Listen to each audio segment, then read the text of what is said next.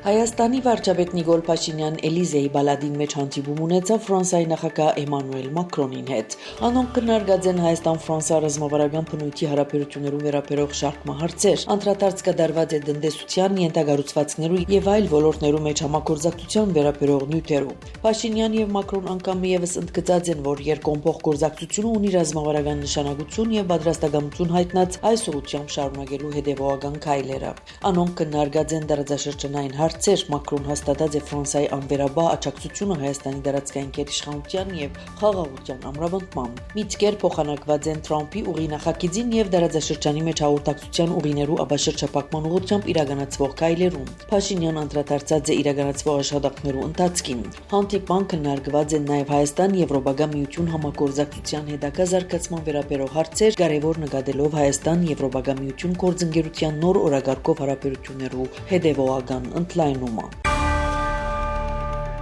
Արևելյան գործընկերությունը Եվրոպական միության ամենակարևոր անկյունակարերեն է եւ պետք է ռազմավարական գործիքի վերածվի։ Երևանի մեջ աշխատանքը ամփոփեց Եվրանեստ խորհրդարանական վեհաժողովի 12-րդ նստաշրջանը։ Վեհաժողովի համանախագահ Սերգեյ Լագոդինսկին անգամ եւս վերահաստատեց Եվրոպական խորհրդարանի աջակցությունը խաղաղության գործընթացին։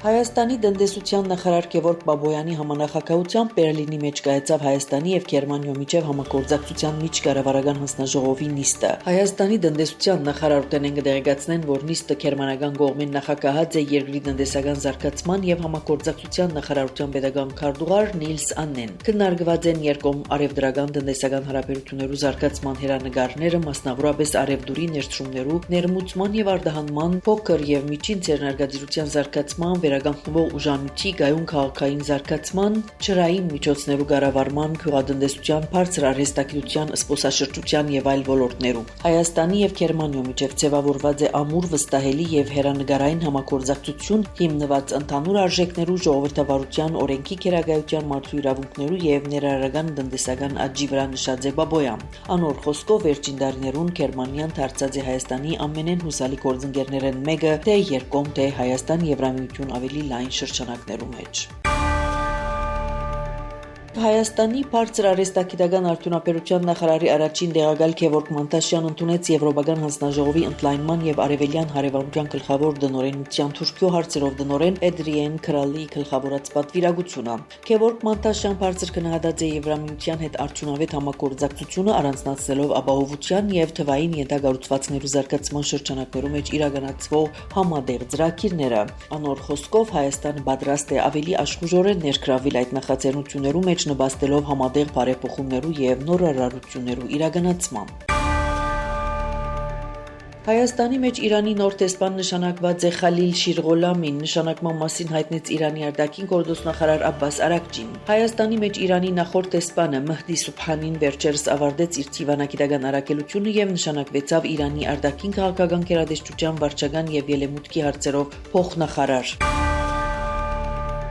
Բոլսո քաղաքապետ Էքրեմ Իմամօղլուի բանդարգության մասին հարցին պատասխան նախագահ Ռեջեփ Թայիփ Էրդողան հայտարարած է, որ ոչ ոք չի գժնար ոտնահարել օրենքները անկախ պաշտոնեն։ Այս մասին Էրդողան ասաց է Անկարայի մեջ Գերմանիո վարչապետ Ֆրեդերիխ Մերցի հետ համատեղ մամլո ասուլիսին։ Թուրքիո իշխանությունները շաբթվան սկիզբը նոր մեղադրանք առաջադրեցին Ստամբուլի ինտիմացիր քաղաքապետին, իսկ հիմա զայն մեղադրելով քաղաքական լրտեսության մեջ։ Կաշառագերության առնչվող հոդվածներով Մարդեն անազատության մեջ գտնվող Ռեջեփ Թայիփ Էրդողանի գլխավոր քաղաքական մրցակիցին թեմ ամիսներ առաջ հուլիսին մեղադրանք առաջադրված էր Բոլսո գլխավոր դատախազը վիրավորելու եւ սպառնալու համար։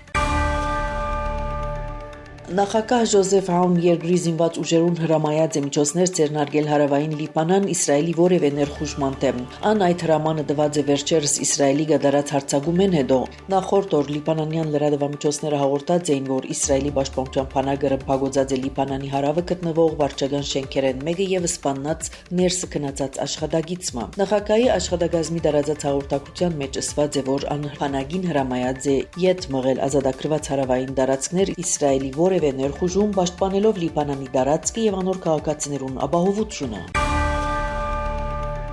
Կարիբյան գղզիներուն մեջ Մելիսա ավերիչ փոթորիկին պատճառով զոհված է ավելի քան 40 անձ, կհայտնի The Washington Post-ը։ Զոհերու թիվը կգրնա աճիլ, քանի որ կշարունակվին որոնողական աշխատանքները։ Այժմ Մելիսա փոթորիկը կշարժի դեպի Ատլանտյան օվկիանոսի խորքերը։ Մելիսան դարձավ վերջին 90 տարվան ընթացքին ամենեն հզոր փոթորիկը։ Ան Ջամայկայի ափ հասած է հոկտեմբեր 28-ին, փոթորիկին ամենեն շատ դուժած երկիրներն են Ջամայկան, Կուբան եւ Հայիթին, որտեղ կանտված են դուներ եւ էլեկտրական սյուներ։ Երևանի քաղաքապետ Տիգրան Ավինյան հանդիպում ունեցած է Դուբայ քաղաքի գործադիր դնորենին հետ, գահիտնեն Երևանի քաղաքապետարանեն։ Հանդիպման ընթացքին կողմերը քննարկած են Երևանի եւ Դուբայի միջև համագործակցության գարելիությունները։ Երևանի քաղաքապետը նշած է, որ Դուբայի դպավորիչ զարգացումն ու առաջադեմ տեսլականը ոգեշնչող օրինակ են աշխարհի շատ քաղաքներուն համար։ Տիգրան Ավինյանն նաեւ համոզմունք հայտնած է, որ երկու քաղաքներու գործընկերությունը պիտի նպաստի նոր նախաձեռնություններու իրագործման, փորձի փոխանակման եւ քաղաքային զարգացման նոր որակի ձևավորման։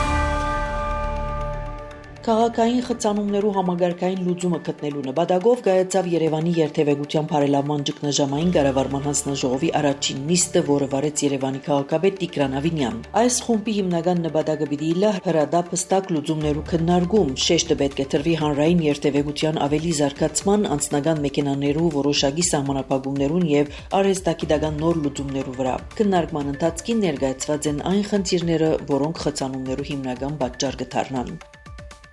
Ցեզի հետ Անի Զեյթունցյանը։